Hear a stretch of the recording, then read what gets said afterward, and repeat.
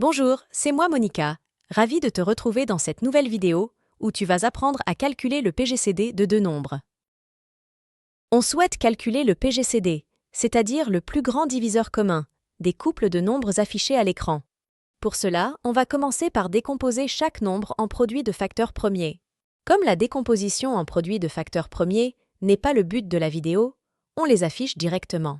Mais si besoin, tu peux retrouver cette notion dans la vidéo que nous avons fait à ce sujet. Calculons en premier le PGCD de 792 et 1620. Pour calculer un PGCD, on va multiplier les facteurs premiers communs, c'est-à-dire les facteurs qui apparaissent dans les deux décompositions et qui ont l'exposant le plus petit. Regardons d'abord quels sont les facteurs premiers qui apparaissent à la fois dans la décomposition de 792 et de 1620.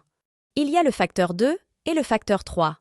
Comme 5 et 11 n'apparaissent pas dans les deux décompositions, ce ne sont pas des facteurs communs, on ne les prend pas pour calculer le PGCD.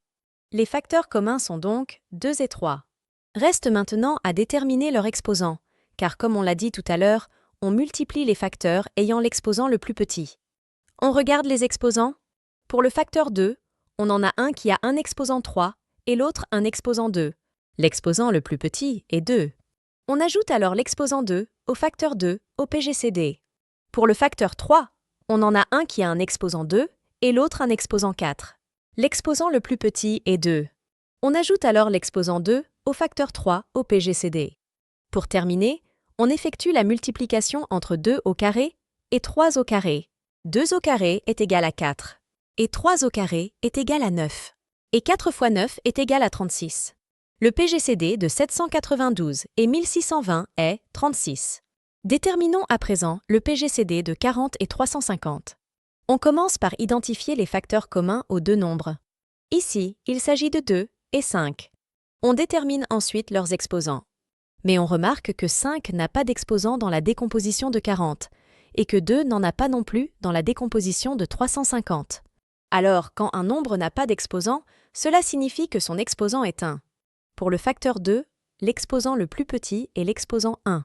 Et pour le facteur 5, l'exposant le plus petit est aussi l'exposant 1.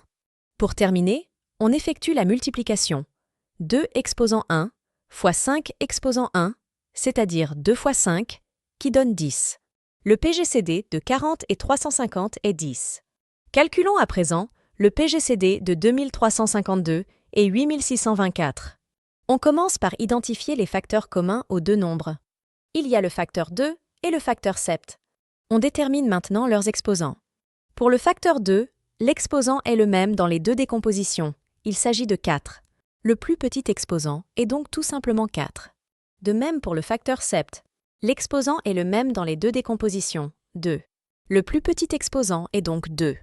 Pour terminer, on effectue la multiplication 2 exposants 4 fois 7 exposant 2.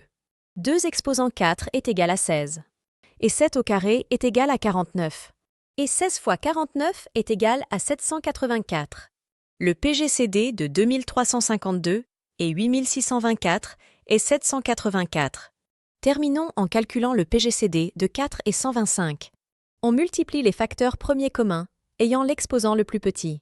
Mais cette fois-ci, on remarque que les deux nombres n'ont pas de facteur premier commun.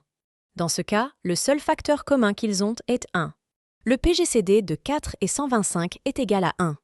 Et quand le PGCD est égal à 1, on dit que les nombres sont premiers entre eux.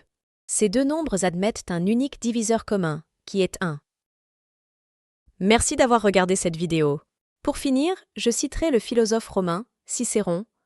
On voit qu'un ami est sûr quand notre situation ne l'est pas. Un grand merci à toi de ta fidélité.